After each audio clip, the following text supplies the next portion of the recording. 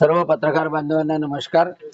माझ्यासोबत रिपाई कवाडे गटाचे श्री चरणदासजी इंगोले हे सुद्धा उपस्थित आहे।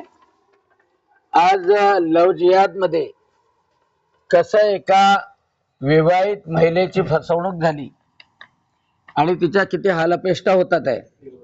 दुर्दैवाने खालच्या पातळीवर काम करणारे पोलीस अधिकारी सुद्धा राजकीय दबावामुळे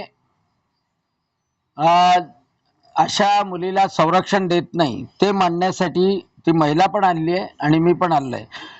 ही महिला माझ्याकडे आली होती, दीपाली मोतीराम ढोके। ही खाटीक समाजाची घाटलाडकी मधली महिला आहे आणि तिचा पहिला विवाह 14 वर्षा 2014 मध्ये झाला आणि तिला ही लहान मुलगी आहे, अजून एक मुलगी सुद्धा आहे। हे 2 मुली आहे। परंतु एक तिच्या आईकडे कामावर मजुरी देणारा एक माणूस, ज्याचं अगोदर लग्न झालेलं होतं, त्याने तिला प्रेमाच्या जाळ्यात फसवलं, नवऱ्यापासून दूर केलं, आईपासून दूर केलं आणि त्यानंतर तिच्या आता हालअपेष्टा सुरू झाल्या। रोज मार खाते। पोलीसमध्ये गेल्यानंतरही तिला प्रतिसाद मिळाला नाही